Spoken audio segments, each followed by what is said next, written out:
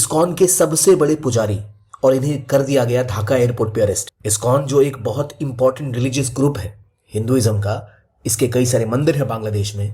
बांग्लादेश ने एक बड़ा कदम उठाते हुए उनके लीडर को अरेस्ट कर लिया है। उसके बाद से बांग्लादेश में एक नई आग लग चुकी है। लगातार प्रोटेस्ट हो रहे हैं। इन प्रोटेस्ट में 20 से ज्यादा लोग अभी तक घायल हो चुके हैं। आखिरकार बांग्लादेश ने क्यों इस्कॉन के प्रीस्ट को अरेस्ट किया?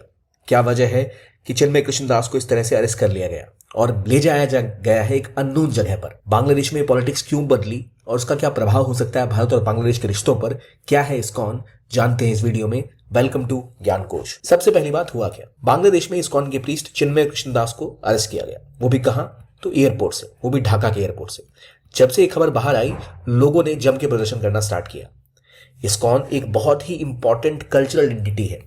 हिंदुइज्म को बढ़ावा देने में, हिंदुइज्म के बड़े खूबसूरत मंदिर जैसे अक्षरधाम आपने देखे ही होंगे, उन सभी को मेजरली निर्माण करना या उनको चलाने का काम इस्कॉन ही करती है। हिंदुइज्म की जो पॉपुलैरिटी है उसके पीछे एक बड़ा रोल रहा है इस्कॉन का। इस्कॉन यानी international society for Krishna consciousness. ये दुनिया भर में हरे कृष्ण मूवमेंट के नाम से भी जानी जाती है, चाहे रशिया हो या यूएसए या यूके, हर जगह ये काफी प्रचलित है। इसके कई सारे रेस्टोरेंट हैं जो वेजिटेरियन है कंप्लीटली। तो ना सिर्फ हिंदुइज्म बल्कि वेजिटेरियनिज्म और जो अच्छी खूबसूरत बातें हिंदुइज्म की, उसको दुनिया भर में फैलाने इनका उद्देश्य रहा है। ये असल में वैष्णव संप्रदाय को बढ़ावा देते हैं और वैदिक हिंदुइज्म को पुश करते हैं। इन्होंने कृष्ण भक्ति को एक प्रमुख उद्देश्य माना है और दुनिया भर में इनको इनकी सोशल वर्क, टेम्पल कंस्ट्रक्शन और अच्छे कामों के लिए जाना जाता है। जबकि इस्कॉन के खिलाफ ये एक्शन लिया वहां जा रहा है जहां पर खुद एक बहुत बड़ी हिंदू पॉपुलेशन है। यानी मैं बात कर रहा हूं बांग्लादेश की। बांग्लादेश ने अरेस्ट किया चिन्मय कृष्णदास को और बोला क्या? बोला ये कि ये या इनका ग्रुप शायद एक्टिव है एंटी बांग्लादेश या एंटी नेशनल एक्टिविटीज में। इसके विरोध में इस्कॉन ने ट्वीट करके इंडियन गवर्नमेंट को कहा है कि उन्हें कोई कदम उठाना चाहिए ताकि इसे रोका जा सके। उन्होंने कहा कि हम कभी ऐसे किसी काम में संलिप्त नहीं होते। ये ऑफिशियल ट्वीट था इस्कॉन का, जहां उन्होंने कहा कि इनके प्रोमिनेंट लीडर को अरेस्ट कर लिया गया है ढाका पुलिस के द्वारा और टेररिज्म जैसे संगीन आरोप लगाए गए हैं जहां हमारा कहीं किसी जगह दुनिया में कोई कनेक्शन नहीं रहा है। तो इन्होंने कहा है कि इंडियन गवर्नमेंट को एक स्टेप लेना चाहिए और कोशिश करनी चाहिए कि जल्द से जल्द इसको रोका जा सके और इनको रिहा किया जा सके। जैसे ही वो अरेस्ट हुए उसके बाद से पूरे बांग्लादेश में विरोध प्रदर्शन शुरू हो गए, जहां 20 से ज्यादा लोग घायल हो चुके हैं। इसके पीछे वजह क्या है? इसके पीछे वजह यह है कि बांग्लादेश में जब से शेख हसीना की गवर्नमेंट हटी है और वहां पर अभी एक इंटरिम गवर्नमेंट आ चुकी है जो असल में लगभग आर्मी के कंट्रोल में ही चलती है, जहां पर इनके प्रधानमंत्री अभी हैं मोहम्मद यूनुस। कहानी यह है कि मोहम्मद यूनुस जो खुद एक लिबरल फिगर के नेता माने जाते हैं, इनको आउटसाइड सपोर्ट कर रही है जमात इस्लामी जैसी एक ऐसी ऑर्गेनाइजेशन जो खुद बांग्लादेश में पहले बैन हो चुकी है अपने एक्सट्रीमिस्ट हरकतों के कारण। शेख हसीना को जैसे ही हटाया गया उसके बाद से बांग्लादेश में माइनॉरिटीज के ऊपर, खासतौर पे हिंदूज के ऊपर अटैक लगातार किए जा रहे हैं। जो वहां के एक्सट्रीम इस्लामिक एलिमेंट्स हैं वो ये कह रहे हैं कि इसके पीछे भारत का हाथ रहा है कि शेख हसीना की सरकार बांग्लादेश में चली है और हम जैसे ही पावर में आएंगे तो पहले वो शेख हसीना के बाद हिंदूज को टारगेट करना उन्होंने शुरू किया। तो हुआ ये कि शेख हसीना की गवर्नमेंट के हटने के बाद बांग्लादेश में 205 से भी ज्यादा अटैक हो चुके हैं माइनॉरिटीज के ऊपर, और उसमें से प्रमुख रूप से और मेजरली हिंदूज के ऊपर, खासतौर पे हिंदू टेम्पल्स के ऊपर। और ये पहली बार नहीं हुआ जो ऐसा कुछ हुआ है।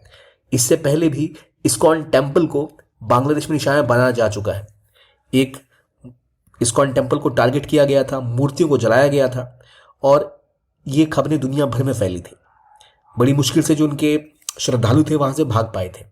और ये एक उदाहरण था कि कैसे इस्कॉन और बाकी मंदिर को टारगेट किया जा रहा है। उसके बाद एक इतने बड़े प्रीस्ट को अरेस्ट करना दिखाता है कि बांग्लादेश में जो एक्सट्रीमिस्ट एलिमेंट है किस तरह चीजों को बढ़ावा दे रहे हैं। कोई सबूत अभी तक आगे की तरफ दिया नहीं गया है। अब सवाल ये बनता है कि क्या इंडियन गवर्नमेंट को यहाँ पे हस्तक्षेप करना चाहिए? तो बिल्कुल करना चाहिए। उनसे बात जरूर करनी चाहिए कि अगर कोई एविडेंस है तभी वो उन्हें अरेस्ट करे। हालांकि इंडियन गवर्नमेंट उनके डोमेस्टिक मामले में एक पॉइंट के बाद इंटरफेयर नहीं कर सकती, पर हाँ एक आउटसाइड चैनल्स के थ्रू उनसे कम्युनिकेट जरूर कर सकती है, क्योंकि भारत के बांग्लादेश के साथ रिश्ते थोड़े खराब जरूर हुए हैं लेकिन अभी भारत और बांग्लादेश बहुत करीब है। और इसीलिए कम से कम ये तो पता होना चाहिए कि अरेस्ट किया गया है तो क्या कोई चार्जेस है। हालांकि इंडियन गवर्नमेंट का रोल नहीं बनता कि बांग्लादेश के डोमेस्टिक अफेयर्स में वो जाके इंटरफेयर करे, पर हाँ आउटसाइड चैनल से कुछ पूछताछ की जा सकती है। अटैक्स लगातार बांग्लादेश में बढ़ते जा रहे हैं, खासतौर पर हिंदूज के खिलाफ। और यहां तक इंडियन प्राइम मिनिस्टर ने भी कहा था कि भारत के सारे लोग दुखी हैं इस बात से कि बांग्लादेश में किस तरह से हमले बढ़ गए हैं माइनॉरिटीज के खिलाफ और हिंदूज के खिलाफ। प्राइम मिनिस्टर मोदी की स्टेटमेंट के बाद सोशल मीडिया पे और दुनिया भर में काफी बातचीत हुई थी। बांग्लादेश में जब से शेख हसीना की गवर्नमेंट हटी है, बांग्लादेश में शेख हसीना की पार्टी का नाम था आवामी लीग। इसने काफी सालों से बांग्लादेश को रूल किया। अब मुद्दा यह है कि आवामी लीग जो असल में इनके फादर शेख मुजीबुर रहमान ने स्टार्ट की थी और वो बंग बंधु यानी फादर ऑफ बांग्लादेश के नाम से भी जाने जाते हैं, लेकिन बांग्लादेश की आज़ादी के कुछ समय बाद ही उनको भी मार डाला गया था। शेख हसीना के पूरे परिवार को खत्म कर दिया गया था क्योंकि शेख हसीना बांग्लादेश में नहीं थी, इसलिए वो बच गई थी।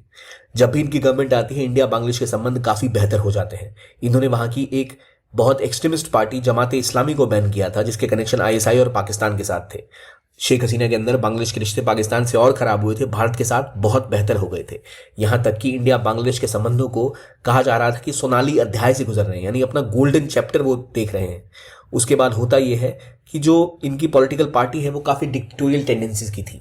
ये सच्चाई है कि बांग्लादेश के इलेक्शंस में धांधली के कई सारे आरोप इनके ऊपर लगे और ये जब जीती तो उसके बाद कुछ आरोप लगे भी थे और वहां पर एक स्टूडेंट मूवमेंट खड़ी हुई जो शेख हसीना के खिलाफ शुरू हुई थी रिजर्वेशन के अगेंस्ट। लेकिन हुआ ये कि उसके बाद उसमें और कई सारे एलिमेंट जुड़ गए और तख्ता पलट होता है शेख हसीना का। उस तख्ता पलट के बाद से ही लगातार बांग्लादेश में जैसे बैंड ग्रुप जैसे जमात इस्लामी है उसे अनबैन किया गया, वहां की आर्मी का कंट्रोल बढ़ता चला गया और शेख हसीना को खुद अपनी जान बचाकर इंडिया आना पड़ा। अभी भी वो इंडिया में है और इसके इंटरनेशनल इंप्लीकेशंस आप ये देखो कि इन्हें यूएसए और यूके ने जगह देने से, अजाइलम देने से मना कर दिया, जो खालिस्तानी ग्रुप्स को अजाइलम देने से कभी पीछे नहीं हटते। तो एक बहुत बड़ी इंटरनेशनल पॉलिटिक्स का हिस्सा थी शेख हसीना, जिसमें इनको हटाया गया। अब इनके हटने के बाद हुआ ये कि मोहम्मद यूनुस को प्राइम मिनिस्टर बनाया गया, जो अमेरिका के करीबी जाने जाते हैं। लेकिन बांग्लादेश की पॉलिटिक्स में जितने उनके कंजर्वेटिव एलिमेंट थे वो लगातार जाग रहे थे, उनको लगातार जगह दी जाने लग गई। बीएनपी बांग्लादेश नेशनलिस्ट पार्टी दूसरी पार्टी और शेख और इस जमात इस्लामी जैसे ग्रुप्स एक्टिव होने के बाद लगातार माइनॉरिटीज पर अटैक हो रहे हैं और उसी कड़ी में अगला कदम है इस्कॉन के पुजारी को अरेस्ट करना। इस मुद्दे के बाद चीजें और भड़केंगी, बांग्लादेश में हिस्सा भी भड़क सकती है और शायद हिंदूज पे और अटैक भी हो जाए। अब देखना होगा कि मोहम्मद यूनुस किस तरह रिस्पॉन्सिबिलिटी के साथ इसको हैंडल करते हैं। क्या इंडियन गवर्नमेंट ने कोई संदेश देती है या उन्हें रिहा किया जाता है, या फिर कोई अगर एविडेंस है तो शायद मीडिया या पब्लिक के सामने रखे जाते हैं।